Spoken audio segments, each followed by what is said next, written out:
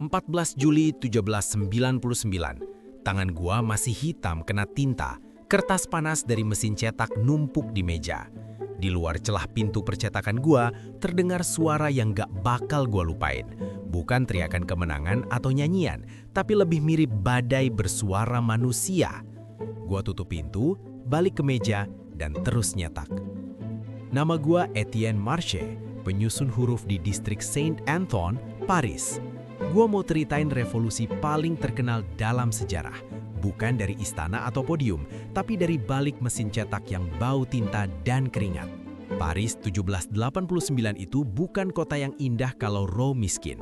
Distrik gua cuma labirin gang sempit becek, penuh limbah dan orang ribut soal harga roti. Tahun 1788, panen gagal total dan harga gandum meroket. Roti tiba-tiba ngabisin 88% upah harian buruh. Sisanya buat apa? Orang-orang di sekitar gua bukan lagi milih makan enak atau biasa, tapi milih antara makan atau nggak makan sama sekali. Ibu gua dulu nyuci baju bangsawan, tangannya retak-retak kena air dingin. Gua sering nunggu di luar rumah mewah mereka, lihatin fasad gedung megah yang nggak pernah gua masuki. Bapak gua tukang sepatu, mati infeksi waktu gua 14 tahun karena nggak ada uang buat dokter. Ini terjadi di Prancis yang sama, yang punya istana Versailles dengan cermin emas setinggi dinding. Tapi gua lumayan beruntung, gua bisa baca tulis. Gua kerja di percetakan, nyusun huruf-huruf timah kecil sampai mata perih. Dari tempat kecil ini, gua diam-diam jadi orang paling terinformasi di Paris. Pamflet filosof, brosur politik, sampai kritik anonim buat raja, semuanya lewat tangan gua sebelum nyebar ke jalanan. Prancis saat itu dibagi 3 golongan. Pertama, tokoh agama, kedua, bangsawan, dan ketiga, tiers état, yaitu 90% rakyat biasa.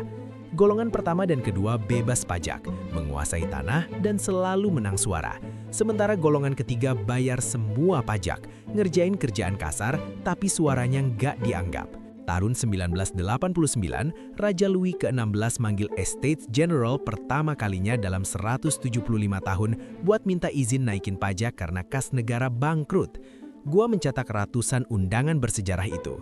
Ironisnya, gua mencetak undangan pesta yang gua sendiri nggak boleh masuk. Pertemuan itu jadi penghinaan terakhir.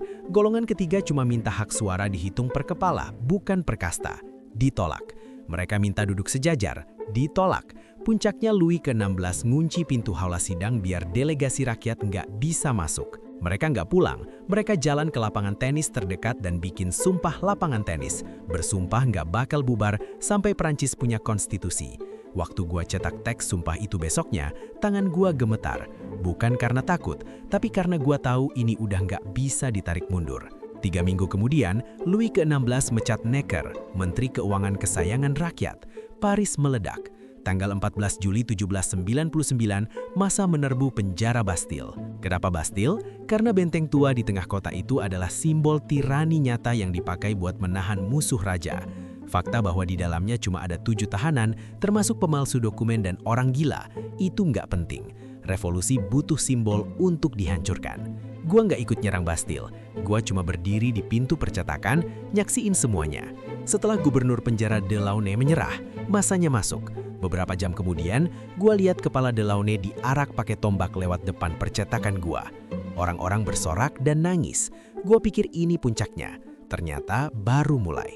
Malam itu pesanan membludak, cetak proklamasi Majelis Nasional sebanyak-banyaknya.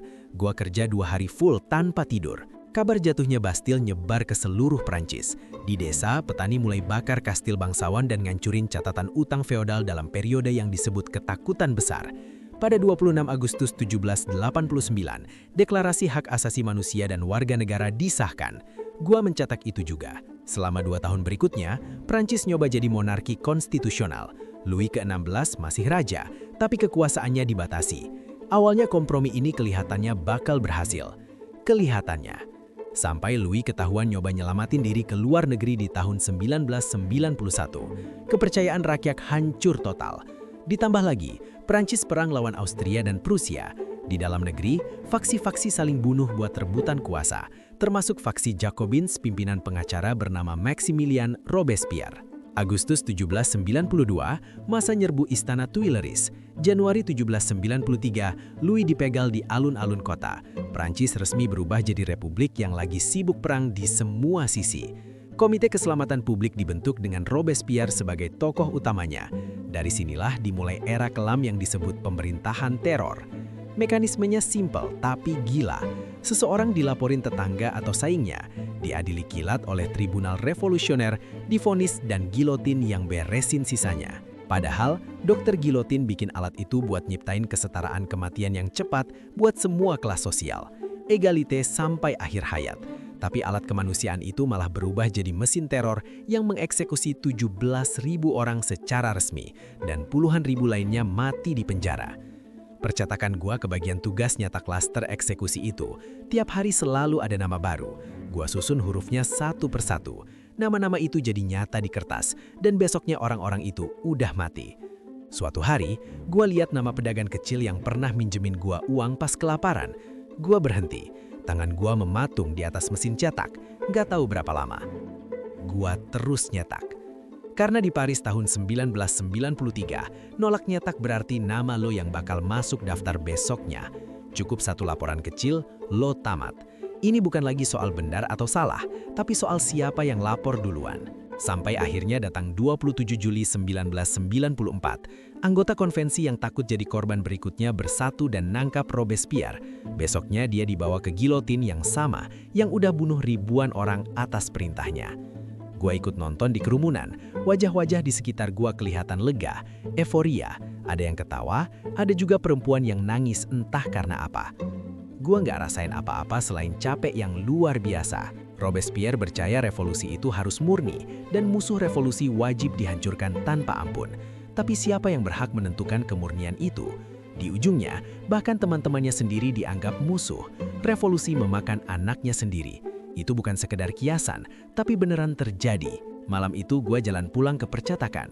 Ada pesanan baru, daftar tahanan yang dibebaskan karena selamat dari teror setelah Robespierre mati. Gue pasang huruf timahnya satu persatu. Gue cetak, revolusi Prancis nggak berhenti di kematian Robespierre.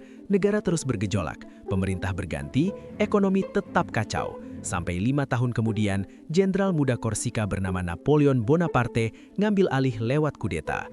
Kata-kata soal kebebasan dan kesetaraan masih ada di kertas, menginspirasi Eropa. Tapi di balik kata-kata itu selalu ada tangan kotor berdebu tinta yang gemetar nyusun hurufnya karena nggak punya pilihan. Revolusi nggak pernah beneran selesai, cuma ganti nama. Dan gua terus nyatak. Kalau lo suka cerita sejarah yang raw dan dark dari sudut pandang orang biasa kayak gini, jangan lupa klik like dan subscribe biar kita bisa bahas sejarah gila lainnya.